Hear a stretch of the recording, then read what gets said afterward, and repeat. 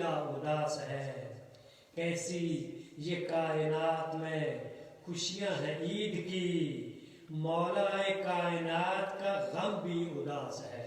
صلوات پر محمد و آل محمد، اللہم صلی علی محمد و آل محمد وعجل۔ انتہائی ادب سے گزارش کروں گا، اچھا ایک منقبت کے 2-3 اشعار اور مولا کی بارگاہ میں، اور اس کے بعد انشاءاللہ قبلہ زیب منبر ہوں گے۔ ایک بار درود بھیجیں محمد و آل محمد پر بلند آواز کے ساتھ، اللہم صلی علی محمد و آل محمد۔ اس طرح مرتضی ہے پیمبر کے ساتھ ساتھ، اس طرح مرتضی ہے پیمبر کے ساتھ ساتھ، موجے رواں ہیں جیسے سمندر کے ساتھ ساتھ، ازبر کرایا مانے یہ عباس کو سبق، رہنا ہمیشہ دلبر حیدر کے ساتھ ساتھ، اور دے کر علم رسول نے حیدر کو یہ کہا، دے کر علم رسول نے حیدر کو یہ کہا، میری دعا ہے میرے برادر کے ساتھ ساتھ۔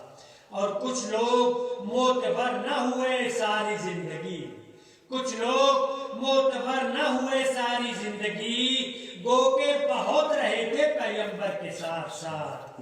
اور جس مہکدے میں عشق علی کی مہک نہ ہو، جس مہکدے میں عشق علی کی مہک نہ ہو، اس مہکدے کو چھوڑ دو ساغر کے ساتھ ساتھ۔ اور خیبر میں کہہ رہی تھی یہ مرحب سے ذوالفقار، خیبر میں کہہ رہی تھی یہ مرحب سے ذوالفقار، بھیجوں گی تجھ کو نار میں انتر کے ساتھ ساتھ۔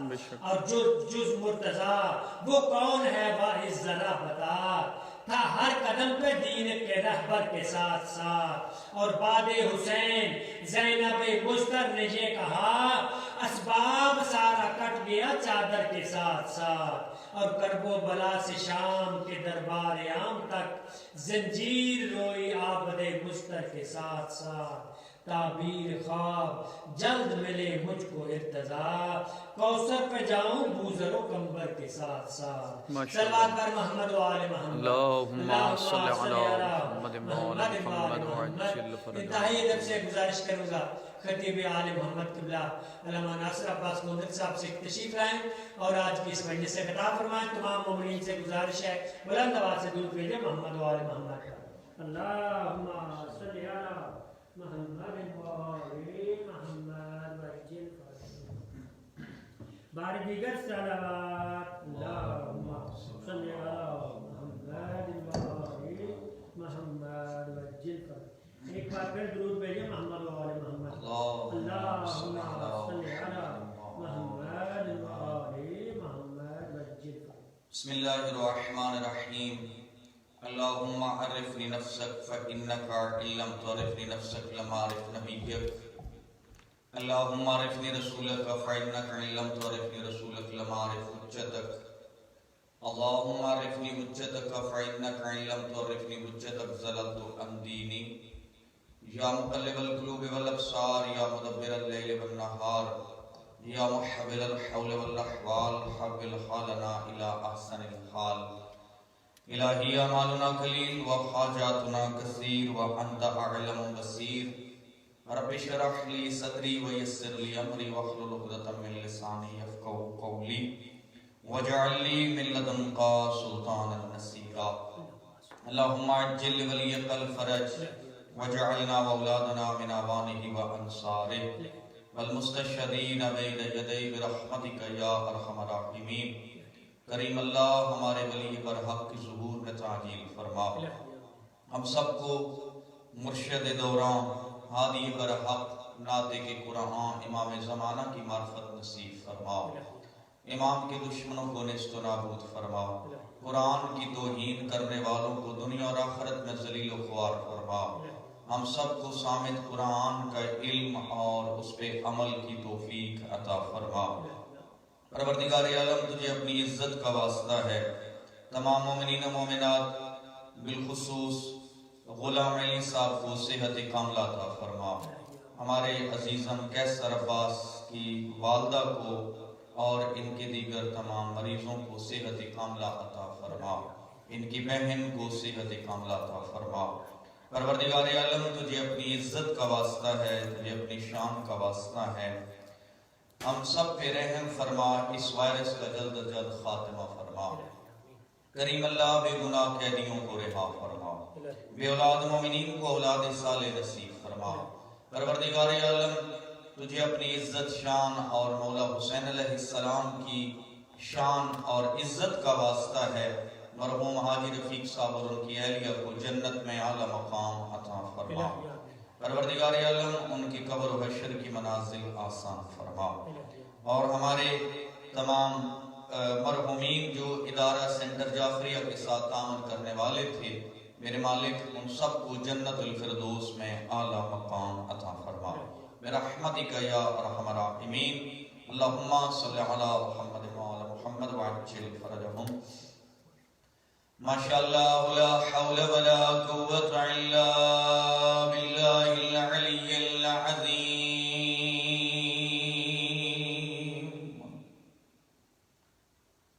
الحمد للہ الذی لا یبلغ مدحتہ القائلون ولا یحصی نعمہ العادون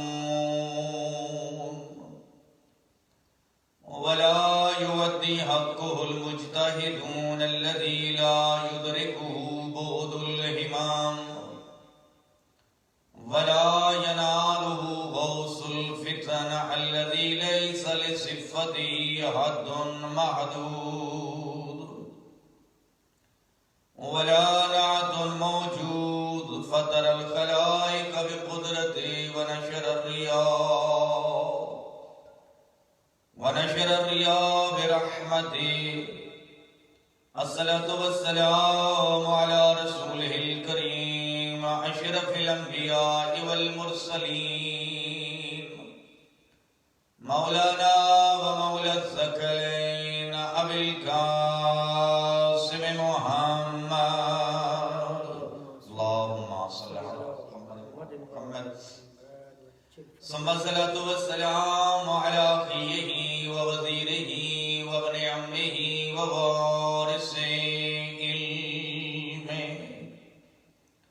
علم الأولين والآخرين أمير المؤمنين غالب على كل غالب إمام المشارق والمغارب زينة المسجد والمنبر ساقي الحوض الكوثر مظهر العجائب والغرائب تجده عونا لك في النوائب الذي حبه فرض على الحاضر والغائب مولانا امیر المومنین علی بن ابی طالب اللہم صلی علی محمد محمد ثم الصلاة والسلام على سیدۃ الجلیلۃ المعصومۃ المخدومہ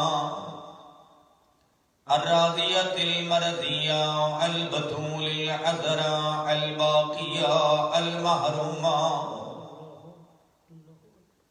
المظلومہ المضروبہ التي قالت بعد وفاة أبيها صبت علي مصائب لو أنها صبت على الأيام سرنا لياليا عددارو روینی گھڑی گلے المغصوبات جہران والمدفونات سرا جڑی چٹے ڈی لٹی گئی ہے رات اندھیرے چ دفن ہوئی ہے، جو کہ مجلس ترحیم ہے اور مرحوم عاشق مصائب ہے، تو میں انہاں دی خاطر چند ایک جملے مصائب دے جناب سیدہ زہرا دے مصائب عزاداران حسین بہت بڑا بڑا جملہ مصائب دا المغصوبات جہران والمدفونات سرا جدہ لٹی بھی آئی چٹا ڈی آئی جدہ دروازے تے حملہ ہویا سارے مدینے دے مسلمان جاگ دے پہ لیکن جدہ دفن ہوئی رات اندھیرا آیا، امیر المومنین مظلوم اول اپنے صرف 3 یا 4 مخلص صحابیاں نو بلا کے دن سلمان، مقداد، ابو ذر، حذیفہ یمانی، میری عظیم محافظہ دنیا تو چلی گئی ہے، حسن دے حسین دی ماں دے جناد شریک ہو، عزادارو اتنی مظلوم آئی علی دی زوجہ، اتنی مظلوم آئی علی دی زوجہ، کم از کم 7 مقام 4 مقام اہل سنت نے لکھے، 7 مقامات علی نے اپنی زوجہ دی قبر بنائیے، سارے نشان مٹا دیتے، عزاداران حسین کو اتنی مظلوم آئی، محمد دی اکلوتی دی جدہ دربار گئی آئی، کوئی اتنی زخمی ہو کہ واپس آئی۔ میں بڑا ہمیشہ ایک بات پڑھتا رہنا، اکثر مومنین نو یاد عزاداران حسین جدہ گئی آئی، حالت کیڑی آئی، جدہ محمد دی عظیم دی واپس آئین، حالت کیڑی تھی گئی ہے، روڑ لیوں جناب زہرا دی عظیم کنیز حضرت فضہ کہنی آقا دادی دربار گئی ہو، سر دیوال سیاہ آئے واپس آئے ہو، سارا سر سفید ہو گیا، نبی کریم دی عظیم مظلومہ کائنات دین جڑا بیڑ کیتا، رو کے فرمائیں دے رنگ بدل گئے درباراں دے، حالات تھے تبدیل، جڑا رنگ دربار دا ویکھیاں میں کو پہ گئی ہور دلیل، رو کے فرمائیں دے نہیں بچدی چادر میڈی زینب دی، نہ پوچھ فضا تفصیل ہو جڑی ٹر نہیں سکدی، ہائے وہ ویڑے وچ کیویں ٹر سی 9 میل، عزادارو ایک گھر دی کنیز دا سوال آیا، ہون جناب سیدہ شریکت الحسین اگا ودیا، رو کے فرمینیاں اماں دربار کیا ڈیک کے آئے ہو، اس ویلے نبی دی دی اپنی دی کو گل آیا، علی دی دی کو گل آ کے نبی دی دی جڑی گل کی دی فرمیندے نے شبیر کو ہی دا میں بیکھائیاں، آج ای دربار بچالے ہو جڑا رنگ دربار دا ویکھائیاں، تڑی چادر بچان محالے، رو کے فرمیندے نا علی دی دی میرے گل لگ، ہون تیرے بیرا دی گردن دی خیر نہیں، تیری چادر دی خیر نہیں، الا لعنت اللہ علی القوم الظالمین، اما بعد قال مولانا علی بن موسیٰ رضا علیہ السلام رحم اللہ عبدا احیا امرنا، قیل کیف یحیی امرکم، قال يتعلم علومنا ويعلمها الناس، إلى آخر القول مولانا علي بن موسى الرضا صلوات اللهم صل على محمد وعلى محمد وعجل فرج على محمد، عزاداران سید الشہداء، موالیان حیدر کرار، ماہ رمضان المبارک سے استفادہ کرنے والے عظیم روزے داروں، امام المتقین کے عظیم شیعوں، مومنین مومنات، آپ سب کی اعمال شب قدر گزشتہ رات کے اعمال کی قبولیت کی دعا کے ساتھ ساتھ دعا گو ہوں پروردگار عالم کی عظیم بارگاہ سے کہ مالک کائنات ہم سب کو رمضان المبارک کے آخری عشرے کے یہ جو چند ایام باقی رہ گئے ہیں ان میں اپنی عبادت کی طرف متوجہ ہونے اور اپنی عبادتوں میں خلوص خالصتاً لوجہ اللہ اور قربتاً الی اللہ انجام دینے کی توفیق عطا فرمائے۔ ہر قسم کے دکھاوے سے، ہر قسم کی نمود و نمائش سے اور دنیا کے لوگوں کے سامنے اپنی نمود و نمائش سے ہمیں محفوظ فرمائے۔ ہمارے جتنے کام بھی ہوں، چاہے وہ فدیہ دینا ہو، چاہے وہ فطرہ دینا ہو، افطار کرانا ہو، یا نمازوں کی پابندی ہو، یا اس کے علاوہ نماز شب قدر، اعمال شب قدر ہوں، میرے مالک اپنی بارگاہ میں جہاں پہ تجھ سے قبولیت کی دعا کی ہم غرض لے کر آئے ہیں، وہاں پہ پروردگار تجھ سے التجا ہے۔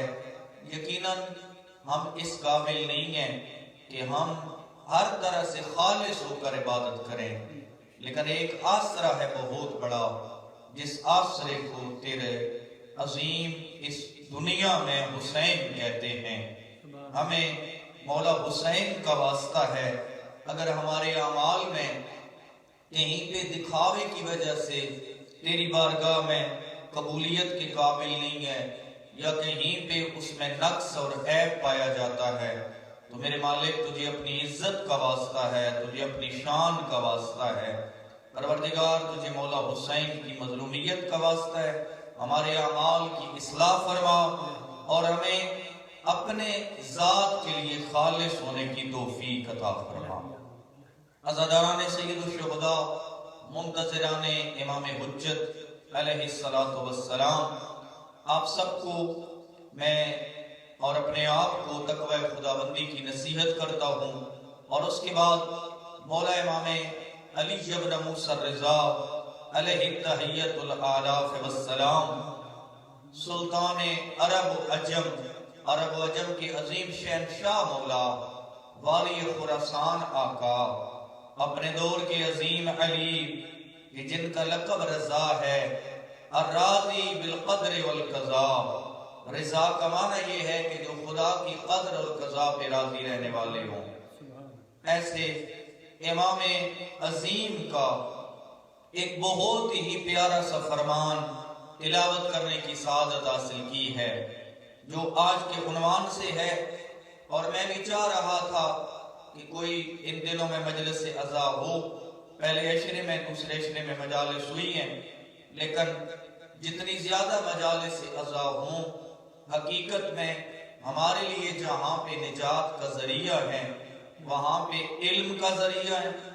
ان مجالس کے ذریعے ہمیں علم حاصل ہوتا ہے، ان مجالس کے ذریعے ہمارے اعمال کی اصلاح ہوتی ہے، ان مجالس حسینیہ کے ذریعے ہمارے عقائد صحیح ہوتے ہیں، ان مجالس حسینیہ کے ذریعے ہمارے اخلاقیات صحیح ہوتے ہیں۔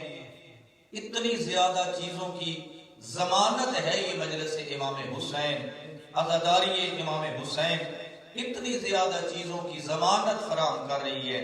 تو آئیے کسی عام فرد کا کلام نہیں، کسی شاعر، ذاکر یا عالم یا مجتہد کا کلام نہیں، بلکہ ولی برحق خلیفۃ اللہ فی الارض، امام سامن، ضامن آبو، جناب مولا علی رضا علیہ السلام کا اللہم صلی علی محمد و آل محمد فرمان ذیشان تلاوت کرنے کی سعادت حاصل کی ہے، جو عزاداری کی عظمت کے بارے میں ہے، جو مجالس کی اہمیت بتاتے ہیں کہ امام رضا علیہ السلام کی نگاہ میں مجلس حسین اور عزاداری امام مظلوم کا مقام اور مرتبہ کیا ہے۔ تو کیا خیال ہے اگر مجھ جیسا کوئی دنیا دار، ذاکر یا عالم وہ اس کے خلاف بول رہا ہو، ہم نے اس کی بات ماننی ہے یا ولی برحق امام رضا کی بات ماننی ہے؟ ظاہری بات ہے، ہم نے ہمارے سامنے ولی برحق کا ایک فرمان مقدس موجود ہے، ہادی برحق کا فرمان موجود ہے۔ اگر کوئی چیز ہدایت نہ کی گئی ہو نا اہل بیت کی طرف سے تو پھر بندہ اپنی برائی قائم کرتا ہے. لیکن میرے محترم دنیا کی کوئی ایسی بات نہیں ہے کہ جو انسانیت کے کام آئے اور اس میں معصومین کا فرمان موجود نہ ہو.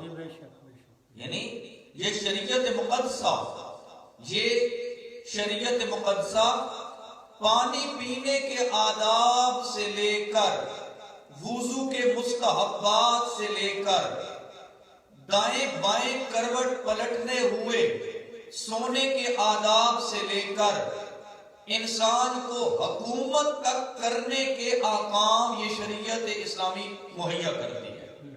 ہم نے سونا کیسے ہے، ہم نے قدم کیسے رکھنا ہے، ہم نے وضو کیسے کرنا ہے، وضو کے مستحبات کیا ہے. جہاں پہ یہ شریعت بتاتی ہے وہاں پہ بازار میں تجارت کا طریقہ کار شریعت بتاتی ہے.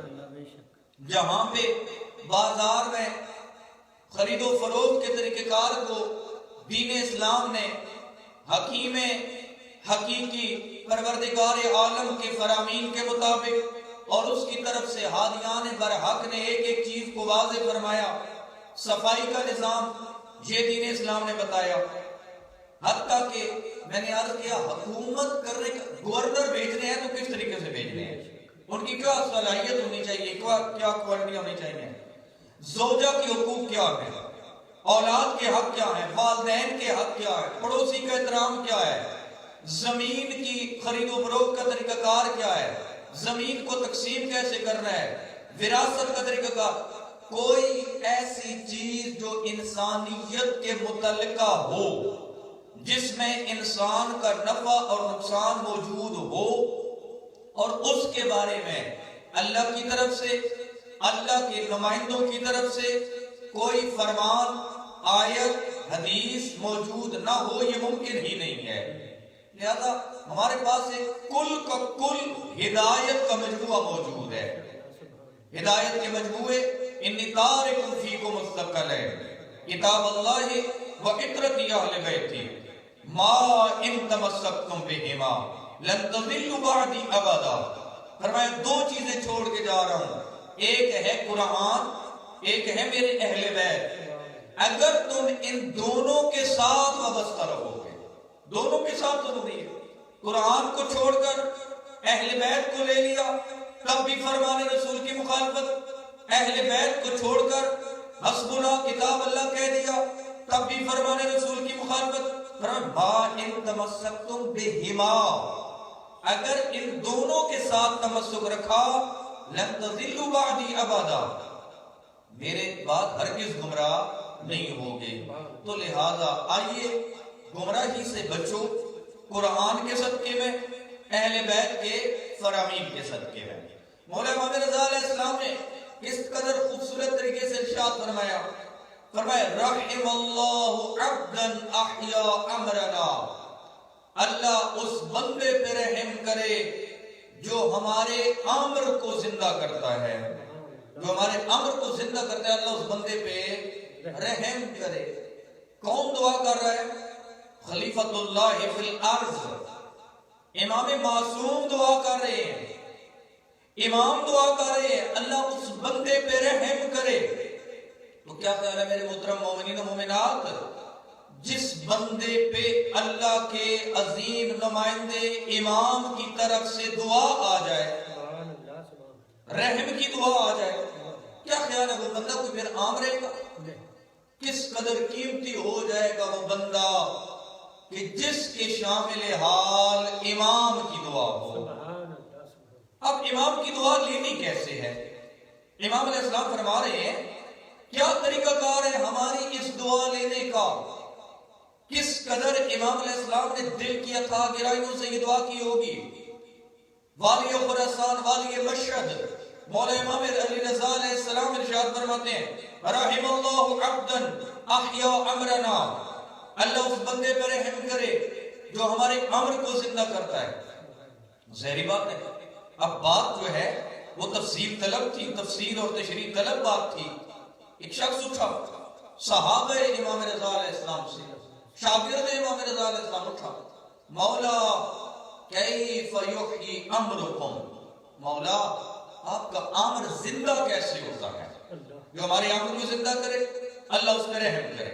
ये दुआ की, इस दुआ के फौरन बाद शख्स उठा, मौला आपका अमर कैसे जिंदा होता है?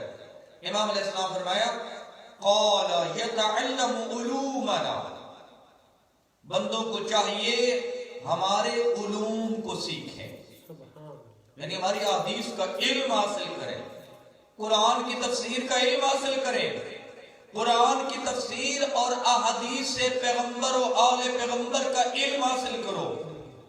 फरमाया यतअल्लमु उलूमना, हमारे उलूम को हासिल करो। ये सिर्फ इतना काफी है? फरमाया नहीं, वयुअल्लिमुहन्नास, हमारे उलूम को लोगों तक पहुंचो, खुद हासिल करो और जिस तरह हासिल किया उसको मिन्नो अन लोगों तक पहुंचो, अपनी तरफ से नहीं, अपने अक्ल का इस्तेमाल नहीं करना, अपनी तरफ से दीन में कोई चीज दखल नहीं देना। यही तो इमाम हुसैन अलैहिस्सलाम का जिहाद है। भाई हमारा अक्ल कामिल नहीं है, जहां पे कुरान हदीस और अक्ल की बात होती है शरीयत के माखज़ में से, वहां पे अक्ल आम इंसानों का अक्ल मुराद नहीं है कि हम कहें कि मौला ने फरमाया अक्ल भी इस्तेमाल करो। मेरे मोहतरम, अक्ल वो इस्तेमाल करे जिससे पूरे के पूरे कुरान पे तसल्लुत है, जो पूरे कुरान को समझने पे कादिर है। कौन है जो समझने पे कादिर है? मासूमीन अलैहिस्सलाम के अलावा अहदीस को हकीकतन समझना है। अपना अक्ल इस्तेमाल ना करो, अपने गुमान और अपने जो इरादे हैं ना उनको इस्तेमाल ना करो।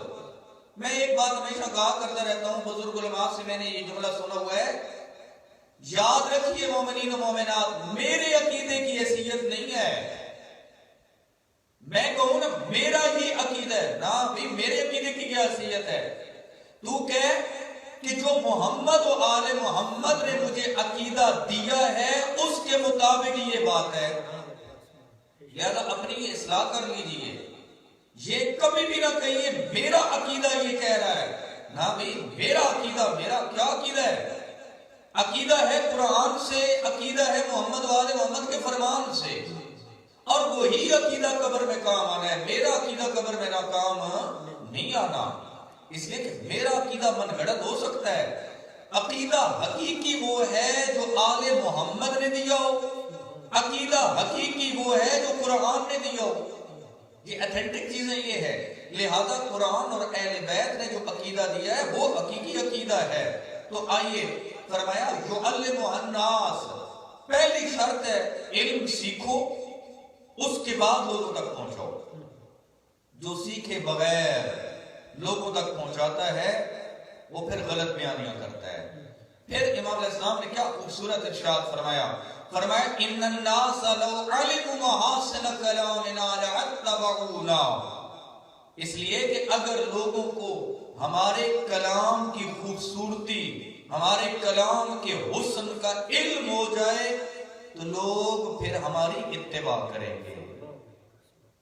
इसका मतलब है आज 1441 हिजरी में न फकत ये कि इमाम हुसैन मजलूम है, न फकत ये कि इमाम जमाना मजलूम है, न फकत ये कि मौला रजा मजलूम है, न फकत ये कि कुरान मजलूम है, नजुल बलागा मजलूम है। हकीकत ये है कि फरामीन मोहम्मद और आले मोहम्मद इस दौर में मजलूम है। इसलिए मजलूम है, उसकी दलील दे रहा हूं। लेकिन क्या मासूम का फरमान नऊज़ गलत हो सकता है? नहीं हो सकता। फरमाने मासूम हमेशा बरहक है।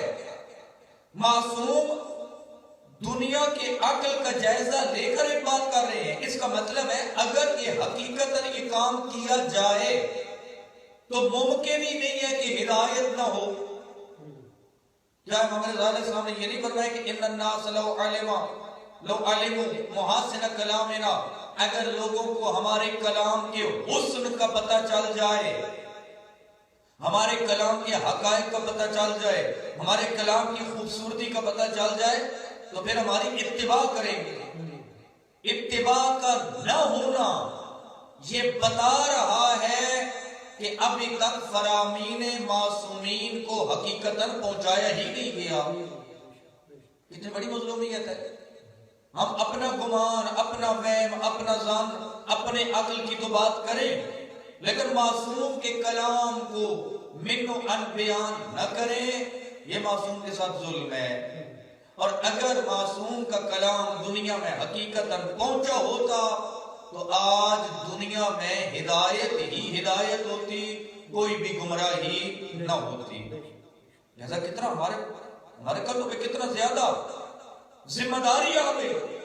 وہ لوگ جنہوں نے کلام معصوم کا علم حاصل کیا ہے، ان کو چاہیے کہ زیادہ سے زیادہ کلام معصوم کو پہنچائیں تاکہ لوگ امام معصوم کی اتباع کر سکیں، اور اسی اتباع میں ہی تو پھر نجات ہے. پھر امام علیہ السلام نے فرمایا من تذکر مصابرا فبقا وابقا. میں آج اپنی طرف سے بات نہیں کرنا چاہتا، کیوں؟ ضرورت ہی نہیں ہے اپنی طرف سے بات کرنے کی. امام معصوم کا فرمان پیش کر دیا جائے، اسی کی تشریح کر دی جائے. کیوں اپنا میں عقل استعمال کروں؟ کیوں اپنا میں گمان، کیوں اپنا ظن جو ہے نا وہ پیش کروں؟ اچھا، میں یہ فرمان چونکہ مسائل کے متعلق ہے تو یہ میں اس کی بات پیش کر دوں. ایک عمل کی بات اپنے لیے اور آپ سب کے لیے کر دوں. بہت پیارا فرمان، بہت ہی آسان ترین.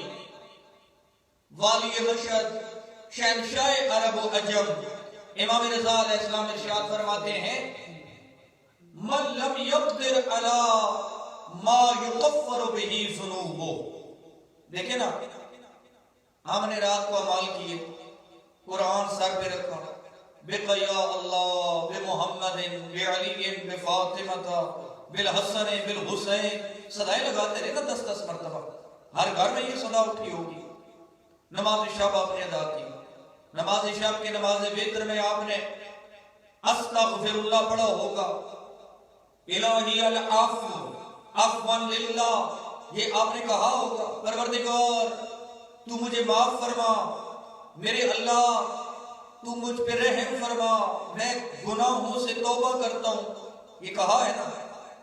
یہ نماز شب کے لیے اٹھ کے کھڑا ہونا بہت بڑی عظمت ہے، نورانیت ہے. ماہ رمضان المبارک میں اس کی کوشش کریں.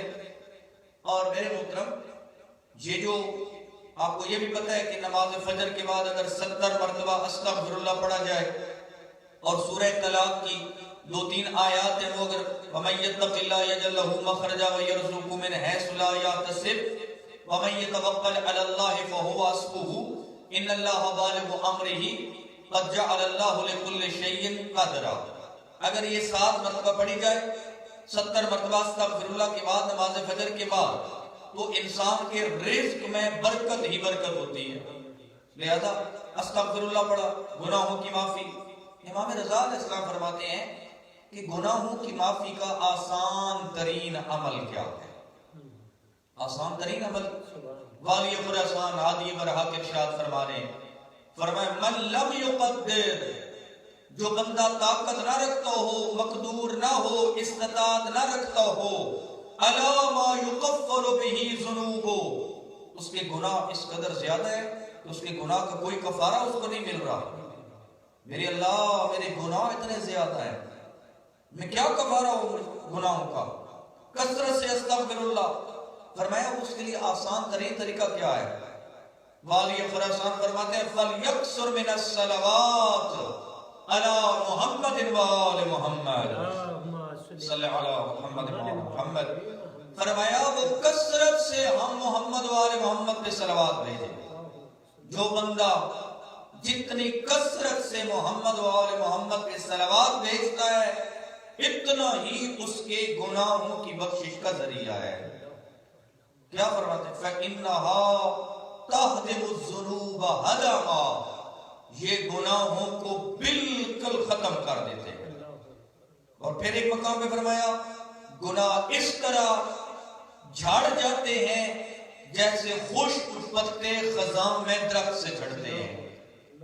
فرمایا کثرت سے محمد وآل محمد پہ صلوات پڑھو، یہ بہترین طریقہ کار ہے گناہوں کی بخشش کا. آئیے میرے محترم، عزاداران سید الشہداء، عزاداری کوئی اتنی قیمتی چیز ہے معصوم کی نگاہ میں. امام حسین پہ گریہ کرنا کوئی اتنی عظمت والی چیز ہے ولی برحق امام رضا کی نگاہ میں. امام علیہ السلام نے فرمایا، بس میں صرف 3 حدیثیں لکھ کے لایا ہوں آج. قول رضا علیہ السلام فرمایا، من تذکر مصابنا، جس محفل میں ہمارے مسائل کا ذکر ہو، جس محفل میں ہمارے مسائل کا ذکر ہو، فبقا، لوگ روئیں، وابقا، اور کوئی رلائے. یعنی ایک مسائل پڑھنے والا ان کو رلائے اور سننے والے روئیں. فائدہ کیا ہوگا؟ لم تبقى عینہ یوم تبقى العیون، اس کی آنکھیں اس دن نہیں روئیں گی جس دن باقی سب آنکھیں رو رہی ہوں گی. اس دن اس کی آنکھیں نہیں روئیں گی جس دن باقی سب آنکھیں رو رہی ہوں گی.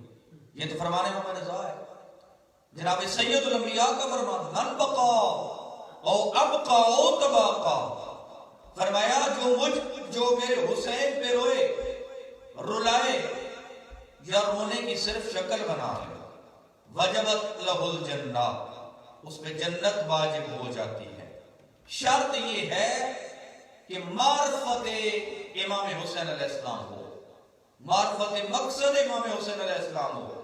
بغیر معرفت کے رونا اس کو کوئی فائدہ نہیں ہے. وگرنہ شام کے ٹائم پہ شام غریبہ لوگ لوٹ بھی رہے تھے، رو بھی رہے تھے، وہ مظلومیت پہ رو رہے تھے کہ ان کا بچانے والا کوئی نہیں ہے، لیکن انہیں معرفت نہیں تھی. لہذا معصوم کی معرفت کے بعد رونے کا فائدہ یہ ہوگا. سید الانبیاء فرماتے ہیں وجبت لہ الجنہ، اس سے جنت واجب ہے. کتنی بڑی عظمت ہو گئی.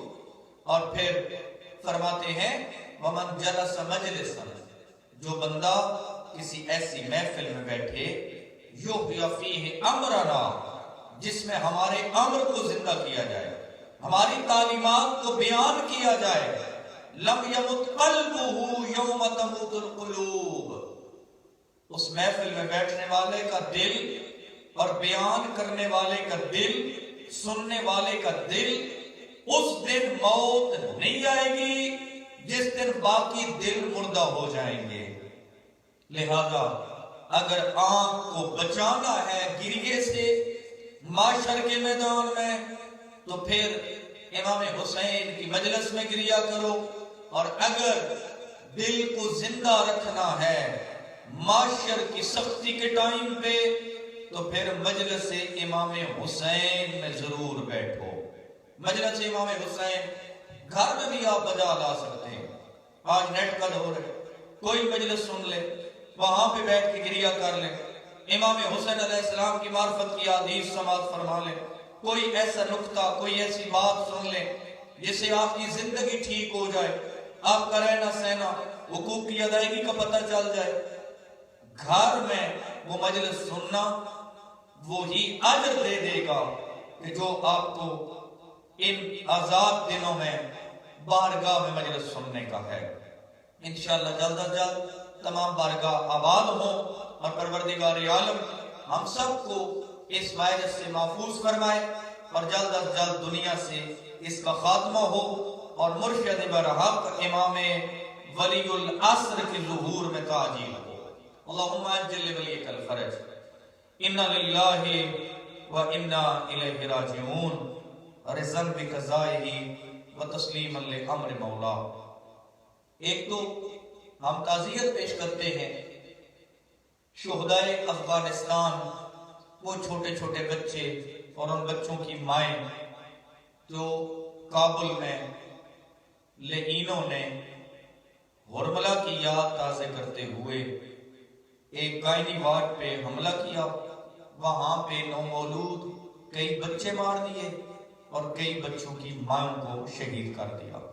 اکثریت مومنین و مومنات کی تھی وہاں پہ، وہ بچے مومنین کے تھے. بہت بڑا دکھ ہے اور امام زمانہ کے سامنے ہم ان بچوں کی اور ان کی ماں کی شہادت کی تعزیت پیش کرتے ہیں.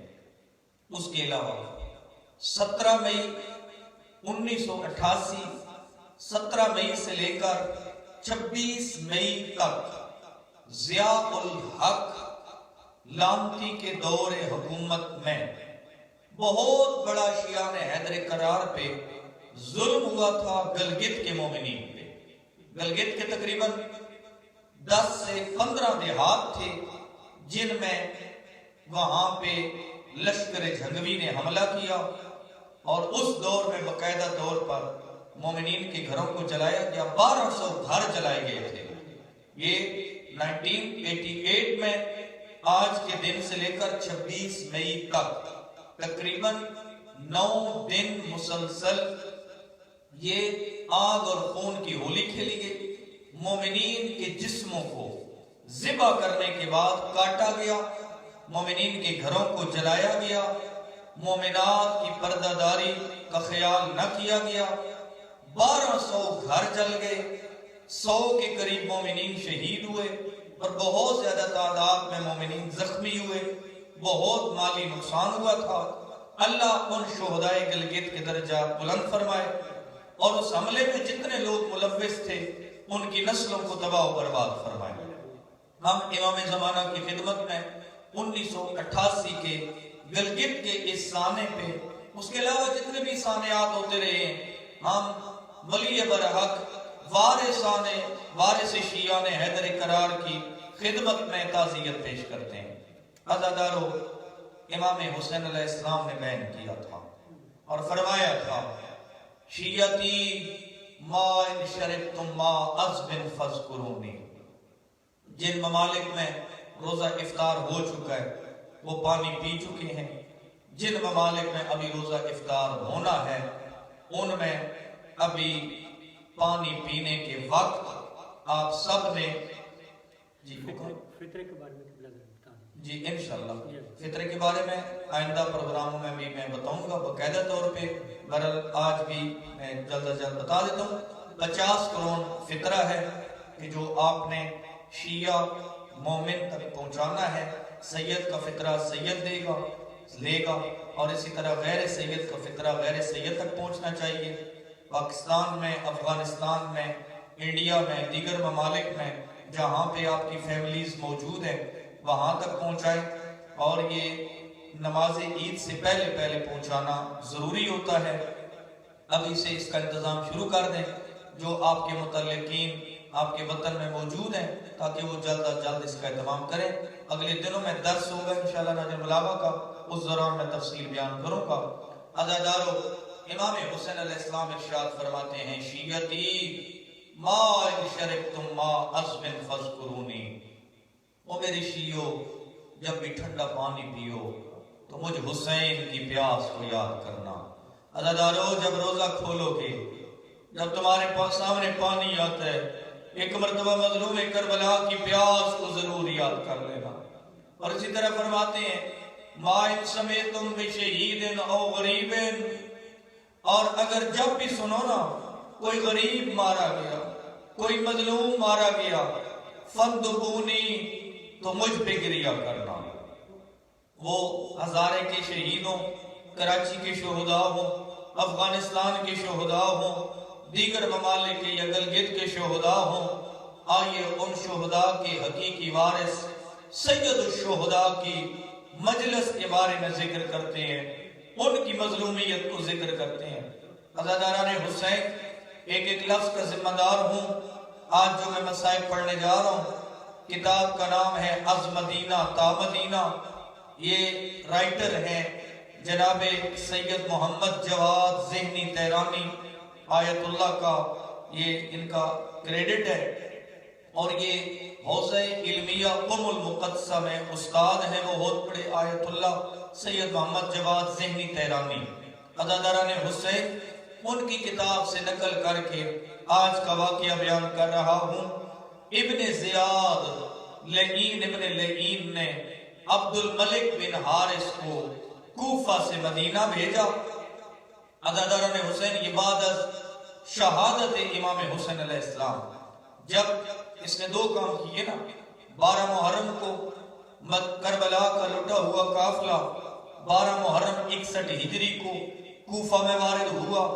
کوفہ میں تقریباً 8-9 دن قید رہنے کے بعد جو ہی قیدی کوفہ سے شام کی طرف ابن زیاد نے روانہ کر دیے، اس لعین نے اپنی دشمنی کو ختم نہیں کیا، بلکہ اس نے ایک اور ظلم کا حملہ کیا۔ وہ حملہ کوئی تلوار اور تیر کا نہیں تھا، بلکہ یہ خبر پہنچانے کا تھا اہل بیت تک، بنی ہاشم تک۔ مدینے میں اس نے اپنا قاصد عبد الملک بن حارث کو بھیجا۔ عبد الملک بن حارث کو قاصد بنا کر اس ابن زیاد لعین نے مدینے کی طرف بھیجا۔ اس وقت مدینے کا گورنر تھا عمرو بن سعید، کیونکہ ولید کو انہوں نے برطرف کر دیا تھا۔ عمرو بن سعید یہ گورنر مدینہ تھا۔ عبد الملک ابن حارث یہ جب قاصد پہنچا ہے نا دربار مدینہ میں، عزاداران حسین، اس نے دربار مدینہ میں یہ جو ہی مدینہ شہر میں داخل ہوا ہے نا، سامنے سے کچھ لوگ اس کو نظر آئے۔ ایک شخص اس سے پوچھتا ہے کہ تو مجھے کوفے کا معلوم ہوتا ہے، تو بتا سکتا ہے کہ تو کیوں آیا ہے؟ کہتا ہے بہتر ہے ابھی تمہارے گورنر کے ذریعے تمہیں خبر مل جائے گی کہ میں کون سی خبر لے کر آیا ہوں۔ عزادارو، یہ مدینے کا رہنے والا یہ کہتا ہے کہ تیرے حالات سے معلوم ہوتا ہے کہ میرے مرشد حسین شہید ہو گئی ہے۔ عزادارو، یہ عبد الملک ابن حارث یہ جلد از جلد دربار مدینہ میں پہنچا۔ گورنر عمرو بن سعید کے پاس جا کر اس نے ابن زیاد لعنت اللہ علیہ کا خط دیا۔ خط دینے کے بعد اس نے جب خط لعین نے پڑھا نا تو یہ کہتا ہے عبد الملک بن حارث کتنی بڑی خوشی کی خبر ہے، امام حسین علیہ السلام کی خبر قتل، یہ لعین کہہ رہا ہے کتنی بڑی خوشی کی خبر ہے۔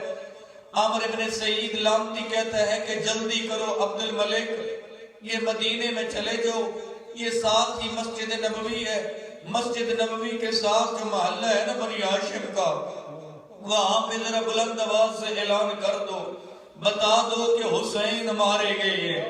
عزاداران حسین، خیال کیجئے کہ کس طرح مظلوم کے فیملی نے، مظلوم کے خاندان نے یہ برداشت کیا ہوگا کہ جو خبر کے منتظر تھے کہ علی اکبر واپس آئے گا، جو خبر کے منتظر تھے کہ جناب علی اصغر اب بڑے ہو گئے ہوں گے، جو خبر کے منتظر تھے کہ عباس جیسا جری اور بہادر جن کے ساتھ ہے۔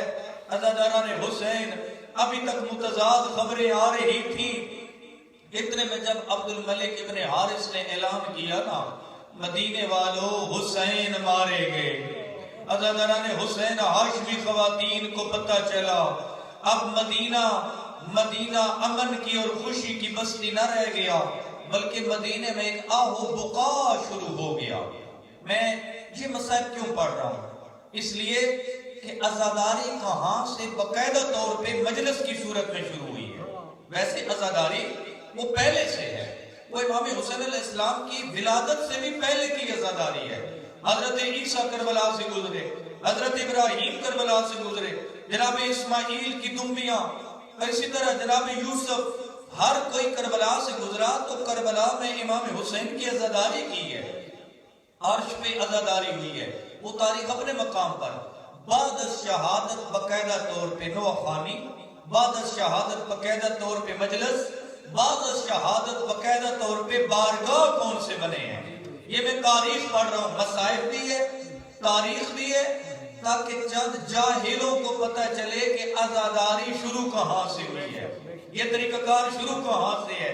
میں نے آیت اللہ سید جواد زینی تہرانی کی کتاب سے یہ عکس کیا ہے، حوالہ میرے پاس موجود ہے۔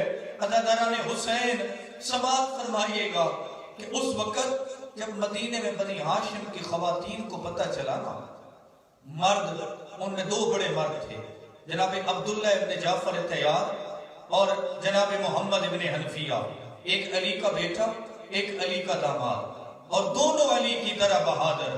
عزادارو، یہاں پہ پتہ چلا تو عبداللہ ابن جعفر نے بلایا، فرماتے ہیں عبد الملک بن حارث، اے کوفہ کے قاصد، تو بتا سکتا ہے کہ حسین مولا تمہارے گئے ہیں، لیکن حسین کی بہنیں کہاں ہیں؟ کہتا ہے کہ کوفے سے نکلنے تک تو حالات میں بتا سکتا ہوں، آگے کہاں ہے کچھ پتہ نہیں ہے۔ جب میں کوفے سے آیا اس وقت اے عبداللہ تیری زوجہ کے ہاتھ پس گردن بندے ہوئے تھے، تیری زوجہ اور تیرے فیملی کے دیگر خواتین کو رسیوں سے باندھ کر شام کی طرف بلایا جا رہا تھا۔ اجرکم اللہ۔ عزیزان حسین، یہ عبد الملک یہ تو اعلان کر کے چلا گیا نا، اب عمرو بن سعید لامتی یہ جو والی مدینہ تھا، گورنر مدینہ تھا، یہ جلدی سے آیا مسجد نبوی میں۔ تاریخ پڑھ رہا ہوں، مسائل کی اپنی عبادت کر لیجیے گا، میں تاریخ پڑھ رہا ہوں۔ عزیزانوں کے بہت کم یہ واقعات پڑھے جاتے ہیں۔ عمرو بن سعید والی مدینہ واپس آیا، آ کے مسجد نبوی کے ممبر پہ بیٹھا، یہاں خطبہ اس نے کیا دیا؟ لعین نے امام حسین علیہ السلام کی شان میں گستاخی کی۔ لعین ابن لعین کہتا ہے اچھا تھا حسین بیعت کر لیتے، حسین آج کسی علاقے کے گورنر ہوتے۔ یزید لعین کی اس لعین نے تعریف کی اور امام حسین علیہ السلام کو یہ خلاف بولنے لگا۔ عزاداروں وہاں سے کئی لوگ اٹھے، وہ کہتے ہیں اے لعین ابن لعین تجھے پتہ ہے کہ یہ مسجد کس کی ہے، یہ ممبر کس کا ہے، اس ممبر کے قریب قبر کس کی ہے؟ جس کے بارے میں تو کہہ رہا ہے نا وہ مور نبوت کا سوار تھا، وہ رسول کے ممبر پہ آتا تھا، رسول اسے گرتا ہوا دیکھ کر اپنا خطبہ چھوڑ دیتے تھے۔ عمرو بن سعید کہتا ہے رسول میرے چچا زاد تھے، حسین میرا رشتہ دار ہے۔ عزادار ایک اور شخص اٹھا فرماتا ہے کہ حسین تجھ جیسے کی رشتہ داری پہ لعنت کرتے تھے، بنی امیہ پہ لعنت کرتے تھے۔ عزاداران حسین اتنے میں یہ لعین ابن لعین تو خطبہ دے کے چلا گیا نا، اب جو مدینے میں باقاعدہ طور پہ خبر پھیل گئی جس جملے کے لیے میں نے محنت کی ہے۔ عزاداری کہاں سے شروع ہوئی، ماتم کہاں سے شروع ہوا، نوح کہاں سے شروع ہوا، سیاہ لباس کہاں سے شروع ہوا؟ بعد از شہادت امام حسین مدینے میں پہلا ماتمی جلوس نکلا۔ عزاداروں صرف مردوں کا نہیں بلکہ عورتوں کا جلوس نکلا مدینے میں۔ اب حالت کیا تھی، ہر گھر پہ سیاہ کپڑے لگا دیے گئے، جیسے آپ بارگاہ کی تیاری کرتے ہیں سیاہ کپڑے لٹکا دیے گئے۔ عزاداروں تازے کھانے بننے بند ہو گئے، ہاشمی خواتین کا گریہ بلند ہوا۔ عزاداروں یہ لعین جا رہا تھا، ہاشمی خواتین بلند رو رہی تھی نا، مجلس حسین میں بلند رونا یہ ہاشمی خواتین کی سنت ہے۔ عزاداروں یہ لعین جب گزرا نا ہاشمی محلے سے، اتنے میں اس نے خواتین کو اور مردوں کا گریہ سنا۔ پتہ ہے اس لعین نے کیا کہا؟ یہ لعین کہتا ہے آج تیسرے خلیفہ کے قتل کا بدلہ ہو گیا۔ گویا یہ بدلہ سمجھ رہے تھے امام حسین کا شہید ہونا، یہ تیسرے خلیفے کا بدلہ لے رہے تھے۔ اللہ جانے ان کی نیتیں کیا تھی۔ عزاداران حسین یہ کہتا ہے کہ جس طرح بنی امیہ کی عورتیں مدینے میں روئی تھیں، آج بنی ہاشم کی عورتیں رو رہی ہیں، ہم نے بدلہ لے لیا۔ ان کی نظر سوچ تو دیکھیے ذرا۔ عزاداران حسین اس خطبے کے بعد مدینے کے تمام محلے گھروں میں گریہ زاری، بازار مدینہ میں گریہ ازاری، مردوں نے گریبان چاک کیے ہوئے تھے، آستینیں الٹی ہوئی تھیں، مومنین نے سر میں خاک ڈال کر چہرے پہ ماتم کر رہے تھے۔ ہم تو سینے پہ ماتم کرتے نہ حسین کا، مدینے کے لوگوں نے اپنے چہرے پیٹنا شروع کیا۔ عزاداروں جو جملہ میں بولنا چاہتا ہوں، فرمایا وَخَرَجَتِ الْمُخَدِّرَاتُ الْمَسْتُورَاتُ مِنَ الدُّورِ۔ عزاداروں اب بنی ہاشم کی مخدرات باہر نکلی اپنے گھروں سے۔ حالت کیا تھی؟ مشققات للجیوب، ان کے سیاہ پردے ان کے چہروں پہ ڈھلک رہے تھے۔ والخمور، عزاداروں ان کے کھلے لباس، لاطمات الوجوہ والصدور۔ بنی ہاشم کی خواتین اپنے چہرے اور سینے پہ ماتم کر رہی تھی۔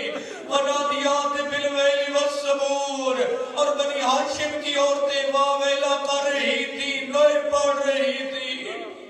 اجرکم اللہ۔ عزاداروں تاریخ کا جملہ ہے، آیت اللہ سید جواز زینی ترامی لکھتے ہیں حتی برزت العروزات من الحجال، حتی کہ نئی دلہنیں اپنے حجلوں سے باہر گھر اپنے سرخ لباس اتار کر سیاہ لباس پہنے وَأَلَّتْ أَصْوَاتُ بُقَاءِ الرِّجَالِ مردوں کی آوازیں بلند ہوئی وَنِوَاحُ الصِّبْيَانِ وَالْإِقْبَالِ چھوٹے چھوٹے بچے نوحہ پڑھ رہے تھے. میں نوحے کی تاریخ پڑھ رہا ہوں. مدینے میں بچے نوحہ پڑھ رہے تھے, عورتیں ماتم کر رہی تھی. میں نے عرض کیا ہے نا لاتمات الوجوہ والصدور, اور عزادار بنی ہاشم کی عورتیں اپنے چہرے پہ پیٹ رہی تھی, اپنے سینے پہ ماتم کر رہی تھی. حالت کیا تھی؟ لوگ ایک گھر سے دوسرے گھر کی طرف جاتے, کبھی ایک مومن کے گھر کا پرسا, آپ کو پتہ ہے نا ہمارے پاکستان میں مختلف گھروں میں علم جاتے, یہ مدینے کے بنی ہاشم کی سنت. عزادارو کبھی ایک گھر میں ماتم, کبھی دوسرے گھر میں ماتم. لوگ جدھر جدھر جاتے اظہار غم کرتے, لوگ کہتے بڑا ارمان ہے ہمارے مولا ہمارے گئے. کوئی جوان کہتا علی اکبر کا ارمان, کوئی بچہ کہتا قاسم کا ارمان, عورتیں کہتی اللہ جانے زارا کی بیٹیوں کا پردہ. اجرکم اللہ. عزادارو 4 بارگاہ بنے مدینے میں. میں تمام چیزیں میں تحقیق کے ساتھ 4 بارگاہ مدینے میں بنے. نوحہ خانی, ماتم, جلوس, بارگاہ, شدی 4 بارگاہ بنے. پہلا بارگاہ اس بی بی کا گھر بنا جس کا ایک نہیں, جس کے 4 بیٹے کربلا میں مارے گئے, اور وفا کا درس دینے والی جناب ام البنین کا گھر اب گھر نہ رہا بلکہ عزا خانہ ام البنین بن گیا. لوگ آتے آگے بی بی کو بیٹوں کا پرسہ پیش کرتے, لیکن پتہ ہے بی بی کیا فرماتی؟ بی بی فرماتی تھی مجھے یہ نہ کہو تیرا جعفر مارا گیا, تیرا عباس مارا گیا, میرے جعفر عبداللہ و عباس میرے حسین پہ فدیہ ہو گئے. جو پرسہ دینا چاہتی ہو زہرا کی حسین کا پرسہ دو. اجرکم اللہ. جی بھر کے رو لو. عزادارو دوسرا بارگاہ, یہ پہلا بارگاہ تھا نا جس کو بارگاہ ام البنین کہتے تھے. شکی دوسرا بارگاہ یہ مولا حسین کی بیمار بیٹی جناب صغرا کا گھر تھا, جس حجرے میں جناب صغرا ہوتی تھی. کبھی چچا محمد حنفیہ آتے, کبھی چچا عبداللہ آتے, کبھی دادی ام البنین آتی, رو کے فرماتے تیرا اکبر واپس نہیں آئے. عزادارو میں نے جملے پڑھے ہیں, میں ایک ایک جملے کا وارث ہوں, میں نے جملے پڑھے ہیں. بی بی اس قدموں کے نشان پہ بیٹھی تھی جو قدم علی اکبر کے تھے, رو کے کہتی اکبرہ تیرا وعدہ تھا تو واپس آئے گا. یہ دوسرا بارگاہ, بارگاہ کا نام جناب سمرہ بنت الحسین. عزادارو تیسرا بارگاہ آیت اللہ سید جواد زینی تہرانی نے جو لکھا ہے, کتاب کا نام ہے مدینہ سے مدینہ. وہ لکھتے ہیں تیسرے بارگاہ کا نام بارگاہ امام حسن تھا. اگرچہ میرے مرشد حسن کا گھر بالکل خالی ہو چکا تھا, میرے مرشد کے 3 بیٹے کربلا تھے, 2 مارے گئے, ایک زخمی تھا. بیٹیاں کربلا میں, امام حسن کی زوجات کربلا میں, کوئی بھی تھا نہیں. لیکن میں نے ایک اور کتاب میں پڑھا ہے کہ جو امام حسن کے گھر میں خادم تھے, جب بھی کوئی ماتمی جلوس آتا مولا حسن کا خادم کھڑا ہو کے پانی پلاتا.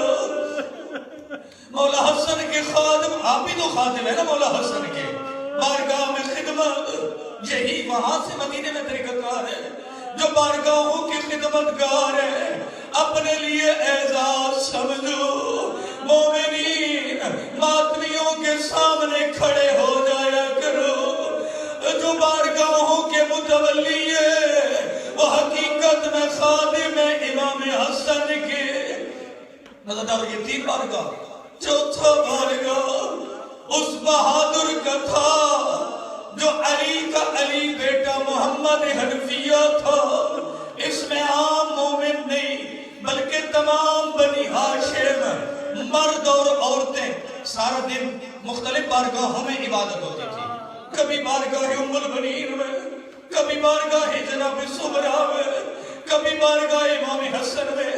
جب دن کو سارے لوگ چلے جاتے نا، رات کو بنی ہاشم کا خاندان جب اکیلا رہ جاتا، اب جناب محمد انبیاء کے گھر میں سب اکٹھے ہو جاتے، آئے بیویاں وہ اپنا بین کرتی، مومنین بنی ہاشم کے مردوں کے سامنے تعزیت کرتی، ہر کوئی تعزیت کرتا۔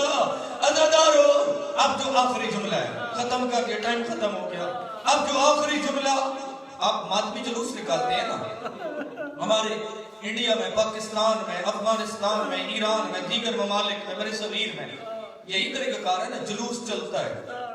آپ نے دیکھا ہے جلوس ایک بارگاہ سے دوسرے بارگاہ، تیسرے سے چوتھے بارگاہ، کبھی ایک منزل کبھی دوسری منزل۔ یہ مدینے کا طریقہ کار تھا۔ آیت اللہ سید جواد ذہنی تہرانی لکھتے ہیں 4 منزلیں ہوتی تھی جلوس کی، جو مدینہ میں جو ایک خبر ملی نا، یہ جو عبد الملک ابن حارث خبر لے کے آیا تھا، اس کے بعد جلوس جو نکلتا تھا، پہلے جاتا تھا گھروں سے نکل کر آتا تھا روضہ رسول پہلی منزل، روضہ رسول سے نکل کر سارا ماتمی جلوس امام حسن کی قبر پر۔ جنہوں نے مدینہ دیکھا ہے، امام حسن کی قبر سے اب یہ جلوس جنت البقیع میں، کبھی جناب عبداللہ کی قبر پر جتنے بھی شہداء وہاں پہ موجود تھے، کبھی دیگر بنی ہاشم کی قبروں پر، وہاں سے ہوتا ہوا مومنین ڈھونڈتے تھے ایک نامعلوم قبر، کہتے تھے زہرا تیرے بیٹے کا پرسہ دینا ہے، ہمیں بتائیے کس قبر پہ بیٹھ کر ہم زہرا کو پرسہ دے۔ میں کہوں گا قبر رسول پہ بھی ٹھیک ہے، امام حسن کی قبر پہ بھی جلوس گیا، لیکن اب جلوس پھرنے لگا کہاں پہ زہرا کی قبر کو ڈھونڈے۔ الا لعنت اللہ علی القوم الظالمین وسيعلم الذين ظلموا أي منقلب ينقلبون۔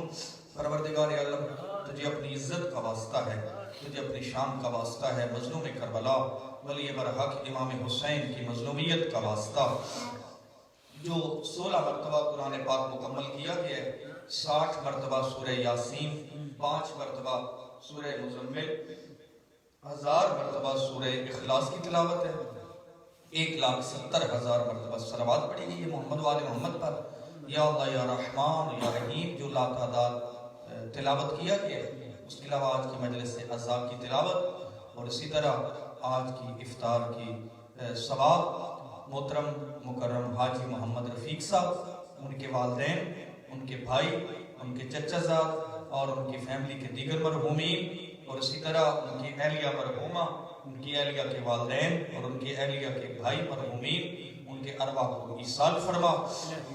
اسی طرح اس خاندان کے دیگر جتنے بھی مرحومین ہیں، برادر ہارون صاحب کے والدین، ان کی دونوں ہمشیرہ، ان کے بھائی مرحومین اور دیگر ان کے خاندان کے تمام مرحومین کو جنت الفردوس میں اعلیٰ مقام عطا فرما۔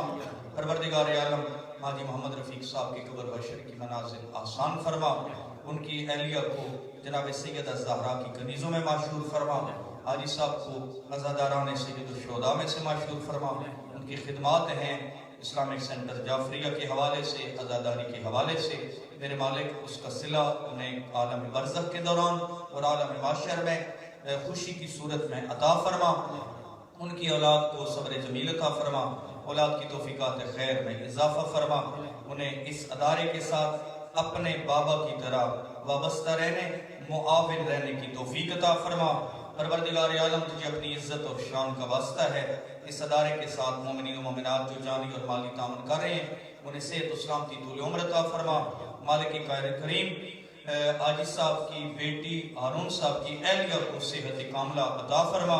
میرے مالک اس خاتون پہ رحم فرما، جناب سیدہ زہرا کی کنیزوں کے صدقے میں کریم اللہ تجھے اپنی عزت کا واسطہ ہے، تجھے اپنی شان کا واسطہ ہے، تمام مومنین و مومنات پہ رحم فرما، ہمارے ولی برحق کے ظہور میں تعجیل فرما، محمد و آل محمد کی عزت کا واسطہ ہے، ہماری دعائیں قبول کر کے ہم پہ احسان فرما۔ پروردگار جو بھی مومنین و مومنات ہمارے ذمہ دعائیں لگا رہے ہیں علیم و بذات صدور اللہ سب کی دلی حاجات قبول فرما۔ آخر میں آپ سے التماس ہے کہ 1 مرتبہ سورہ فاتحہ اور 3 مرتبہ سورہ اخلاص کی تلاوت فرما کر حاجی صاحب ان کی اہلیہ اور ان کی فیملی کے دیگر تمام مرحومین کے ارواح کو، برادر قمر کیانی صاحب کے والدین کو، ذکاء الحسن صاحب کے والدین کو اور اس خاندان کے دیگر تمام مرحومین اور ملت کے شہداء اور شہدائے گلگت کو ایصال فرما دیجیے۔ بسم اللہ الرحمن الرحیم۔